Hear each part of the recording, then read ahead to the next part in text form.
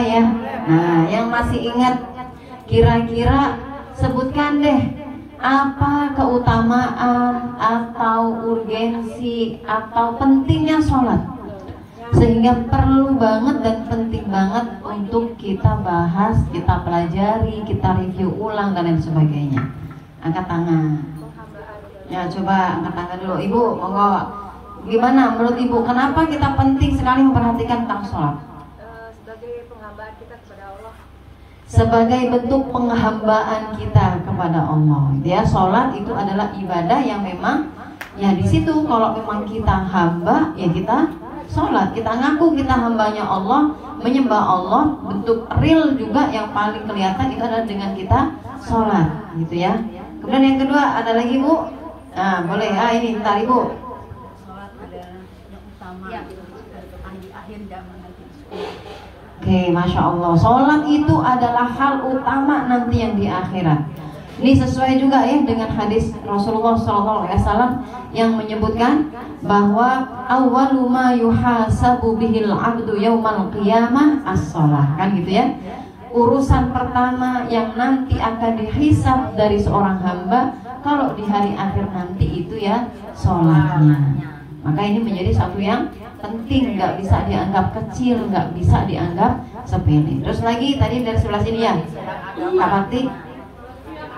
Sholat itu tiang agama. As-sholatu imaduddin. Sholat itu tiang agama. Bisa kebayang ya kalau kemudian sholat kita rusak, sholat kita bolong-bolong, ya, atau naudzubillah sampai kita meninggalkan sholat, berarti agama kita bisa runtuh, bisa roboh. Ibarat rumah nggak ada tiangnya, ya udah ambruk lah, gitu ya. Ada lagi silakan. Nah, coba kakak siapa lupa? Nah, Kak Mary. Sholat itu sarana komunikasi dengan Allah Subhanahu wa Ta'ala. Ya, ini juga salah satunya pasti terinspirasi dari hadis qudsi yang waktu itu pernah kita bahas. Udah pernah dibahas kan? Nah, yang mana? Yang mana dulu ini? Yang kata Rasulullah SAW, Allah berfirman dalam hadis qudsi berarti, qasamtu sholata baini wa baina abdi.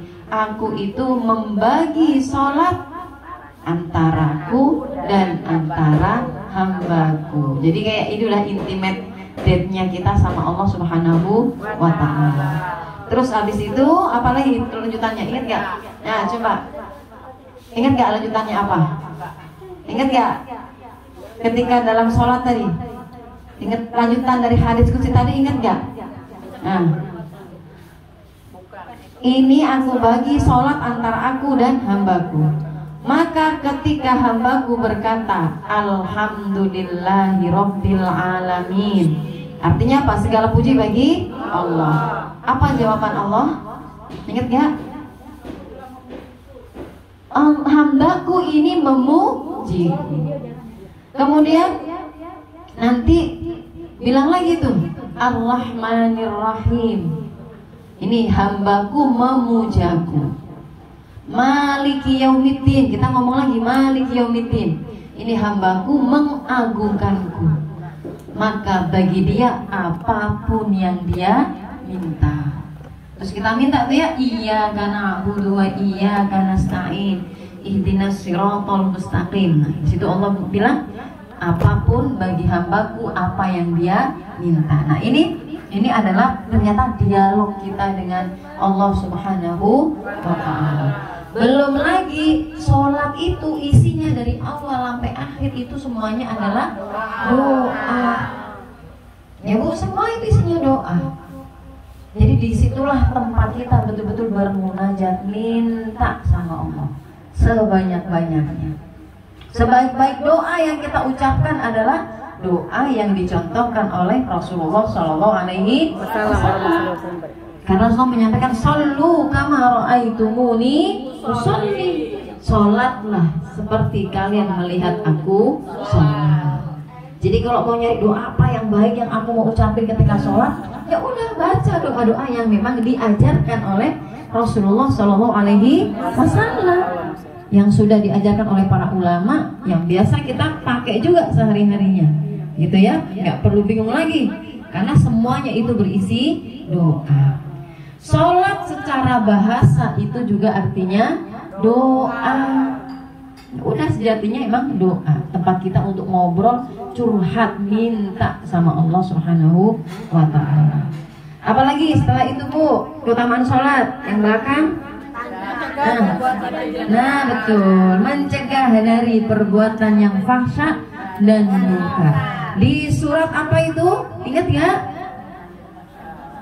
Surat Al-Ankabut. Ya, Al-Ankabut ayat ke-45. Inna sholata tanha 'anil fahsya'i wal munkar. Sesungguhnya sholat itu mencegah dari perbuatan yang fahsya dan munkar. Nah, ini dampak atau impact dari sholat, selain untuk ruhiyah kita, menambah keimanan kita, energi kita, terus dari sisi kesehatan juga, ini efeknya yang luar biasa adalah harus mampu merubah akhlak kita. Akhlak kita kalau tadinya nggak baik, begitu kita jadi orang yang sholat, harusnya jadi baik. Gitu ya. Kalau yang kemarin-kemarin omongannya selalu pedas didengar orang, nah begitu sholat, dibenerin sholatnya, sekarang omongannya udah harus semanis madu. Kalau didengar orangnya harus lebih baik. Karena sholat yang kita lakukan itu harus bisa menjaga kita dari perbuatan yang fahsya dan munkar. Harusnya begitu. Malu lah kalau rajin sholat, ya, tambah lagi sunnahnya, belum juga rajin qiyamul lailnya, tapi sama tetangga julid aja mainnya, ya, tajam lisannya. Na'udzubillah. Kan pernah dengar kisahnya kan? Nah, dia masih ingat gak? Seorang yang diadukan ke Rasulullah, cerita ada fulana yang dia itu kalau malam pasti dia itu bangun malam, rajin berarti sholatnya kan? Gak usah ditanya lagi sholat wajibnya, qiyamul lailnya aja rajin. Kalau siang dia rajin puasa. Tapi apa kata orang tersebut? Tapi masalahnya dia selalu ngejulitin, ngejahatin tetangga. Terus apa kata Rasulullah jawabnya? Ingat ya? Apa kata Rasulullah? Hiya min ahlin nar. Dia akan menjadi penduduk neraka. Spesifik dong julid tetangga. Contoh spesifik. Spesifiknya contohnya kayak gimana? Ya semua definisi yang menyakiti, melanggar atau mengambil hak keluarga, menyakiti dengan lisannya, apalagi dengan perbuatannya, ya, itu malu, Bu. Sholat, rajin ngaji, rajin Rebo Jumat, belum yang di RT pengajian, belum yang di musolanya pengajian, di masjidnya, belum kalau ada ceramah yang tokoh-tokoh besar datang. Tapi begitu pulang, suami aja dihajar. Enggak ya, anak aja dilumat bahasanya. Malu lah, malu Bu. Nah, suami dirujak, suami aja dirujak, apalagi tetangga juga dibejek, dibejek malu. Debayan, gara-gara jijak kasih lemon. Malu kalau kayak gitu ya Bu. Itu sholatnya yang salah, apakah sholatnya? Apakah terus sholat nggak ngefek ngapa? Makanya ada orang ngapain sih itu sholat, rajin sholat, ngomong aja nggak dijaga. Suka dengar nggak begitu? Sering. Ya, itu bukan sholatnya, tapi kitanya. Barangkali ada dalam sholat tadi yang memang ada yang kurang diri kita, sehingga sholat yang kita lakukan nggak mampu, tidak cukup membuat kita terhindar dari perbuatan yang fahsya dan munkar. Nah ini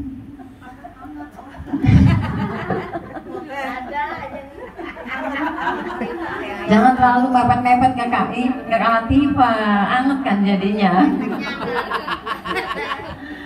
Ya, itu jadi sholat itu selain kita harapkan ridhonya Allah, kita harapkan kita jadi dekat sama Allah. Yang paling konkret tuh harus terlihat dari ucapan perbuatan kita. Orang muslim kok, orang sholat kok, maka perbuatan, ucapannya harus selalu dijaga, gitu ya. Nah, maka untuk mengupayakan ini semua gimana caranya? Ya, gimana caranya? Berarti sholatnya itu harus kita buat berkualitas, ya kan? Dijaga lagi kualitasnya, khusyuknya, dan harus mengikuti sunnah Rasulullah Sallallahu Alaihi Wasallam. Sekarang kita masuk dulu ke khusyuk. Saya ingat banget waktu itu yang di depan ini nyatet semua kok. Ingat banget, itu buku nih kalau dikumpulin apa not di HP-nya, kalau diketik kata kunci sholat keluar itu khusyuk tuh kayak 10 kali ada. Karena udah sering dicatat, coba yang ada. Nah, silakan baca nih. Coba khusyuk itu artinya apa? Nah, di sini artinya ini merasa hina ketika sholat kita, hamba yang hina. Merasa tunduk dan ketaksiman menghadirkan hati. Baik. Khusyuk itu, oh betul ya tadi. Kasih takbir dulu dong. Ya, tempatnya ada. Alhamdulillah nggak hilang ya, nggak kerestart. Ya, bab sholat ada kan? Iya.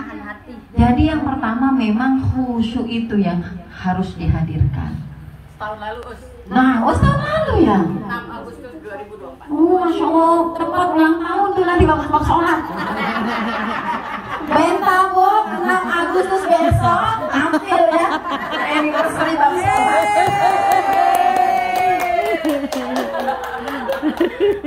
Apa lu setahun, bener dikit lagi itu berarti seminggu lagi. Iya, jadi yang pertama yang harus selalu kita upayakan dan terus diasah adalah khusyuk ketika sholat. Gimana sholat itu mau kita harapkan berefek atau ngasih energi ke kita kalau kita khusyuk aja enggak? Coba deh, kalau mau jujur, ya kan? Berapa banyak sholat yang kita lakukan, tapi berapa banyak juga tuh energinya yang nyampe ke kita. Kalau nggak khusyuk, ya nggak nyampe. Ya udah begitu aja, juga balik, udah. Nah, maka khusyuk ini yang harus diperhatikan yang pertama. Apa artinya khusyuk tadi? Betul, khusyuk itu adzullu wal khudu'u kalau kata para ulama. Adzullu itu artinya hina. Gimana kita bisa merasakan tadi ya, ngobrol sama Allah, ngerasakan ini bentuk kita menghamba sama Allah, kalau kita nggak merasa hina di hadapan Allah? Berasa nggak? Nggak akan berasa tuh. Kita nyembah Allah, kita ngerasa dialog, boro-boro merasa ngobrol sama Allah. Tunduk hina di hadapan Allah aja kita nggak merasa. Nah, itu yang harus dihadirkan. Jadi mau sholat itu betul-betul pakai konsep ihsan. Ihsan dalam sholat itu apa? Kalau kata Rasulullah, ihsan itu kan, kalau ihsan itu kamu beribadah seolah-olah kamu melihat Allah. Kalaupun kamu nggak melihat Allah, kamu harus tahu Allah itu pasti melihat kamu. Nah, itu bayangan itu yang harus dihadirkan. Kita sholat nih, ya Allah melihat kita. Itu udah pasti Allah melihat kita. Maka upayakan kayak kita sholat dan di depan kita ada Allah. Di situ tuh biasanya nanti kita bisa tuh mulai menghadirkan, gitu ya. Jadi itu yang harus diupayakan. Nanti akan muncul tuh kehinaan kita, gitu ya, ketundukan kita kepada Allah Subhanahu wa Ta'ala. Khusyuk juga berarti tadi ihdharul qalbi, menghadirkan hati. Ya harus nyadar, hatinya harus ikut sholat, ngerti, ucap takbir, nyadar betul ini sedang takbir. Baca Fatihah hatinya kalau lagi baca Fatihah, lagi ruku, lagi iktidal, lagi sujud. Rata-rata seringnya kita gimana? Saking gapeknya Al-Fatihah nggak berasa baca Fatihah. Iya, karena tuh iya ya, sendal tadi bagaimana sih ceritanya? Berarti itu ada sendal. Gitu kan, kunci motor di mana gitu. Iya ya. Nah, ngomong matiin belum segala macam. Iya, setrika udah dicabut belum tadi? Apalagi kalau mendung, wah jemuran nih alamat nih aku jana nih. Sholat lanjut, apa batal angkat jemuran? Lanjut, apa batal angkat jemuran? Iya, menghadirkan hati. Oh ya pakai. Iya itu, jadi menghadirkan hati. Memang harus hadir hatinya. Kalau enggak ya kemana-mana. Saya kalau sholat Bu, oh jangan ibu tanya. Ya sama juga Bu, naik turunnya. Iya, ya namanya juga manusia ini. Tapi terus berupaya. Yang ustazah aja sholat khusyuk susah ya. Sama aja. Makanya terus diupayakan. Makanya kata Rasulullah, orang laki-laki kalau habis sholat tidaklah dia meninggalkan sholatnya kecuali dia mendapat berapa bagian, kadang setengah, kadang 2/3, kadang 1/8, kadang 1/4, bergantung kualitas sholatnya. Kita juga kayak gitu tuh. Tapi bukan berarti terus kita tinggal gitu aja, enggak. Jadi kalaupun suatu-waktu ini kita udah usaha menghadirkan hati, kan pasti harus inget apa gitu, tahu-tahu namanya setan kan. Ada setan khusus yang akan ganggu terus kita kan, walau dalam sholat kita diganggu, digoda sampai kita nggak khusyuk. Begitu kita nyadar, balik lagi khusyuk lagi. Begitu nanti udah fokus, kok ngilang lagi fokusnya, ingat fokus lagi. Emang begitu, terus begitu. Sambil ada beberapa langkah pencegahan. Apa saja langkah pencegahannya? Coba yang nyatet atau masih ingat. Gimana caranya biar bisa khusyuk sholat? Apa yang perlu kita lakukan sebelum kita sholat? Wudu dengan baik ya. Nah, menyelesaikan dulu urusan dunianya. Yang tadi ngangetin sayur, tungguin dulu sampai mendidih dah, matiin kompor baru sholat. Iya, baru wudu sholat. Ya, jangan ninggalin apapun yang kira-kira bakal mengganggu konsentrasi sholat kita. Bahkan untuk barang-barang pribadi kita, Rasulullah tuh begitu.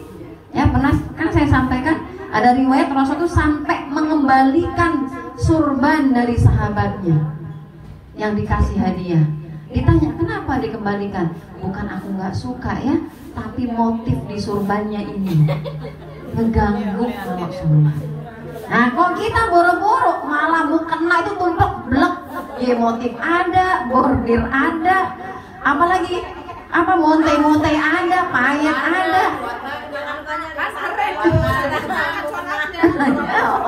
Alhamdulillah, yang kiranya semangat, yang di belakangnya set dah berapa harga tuh mau kena.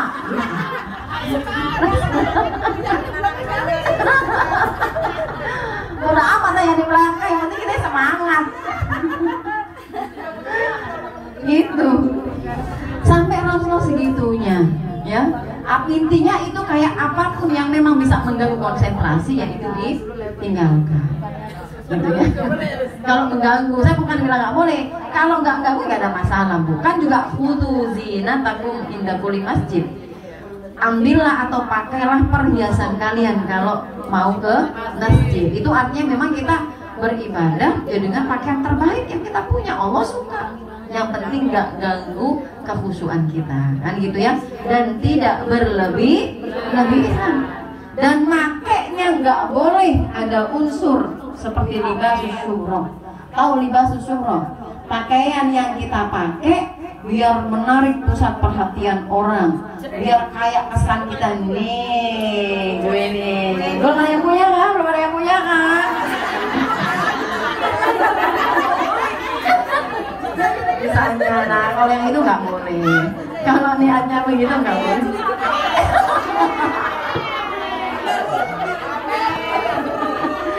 Ya kalau yang kayak gitu nggak boleh. Sholat sampai gini-gini.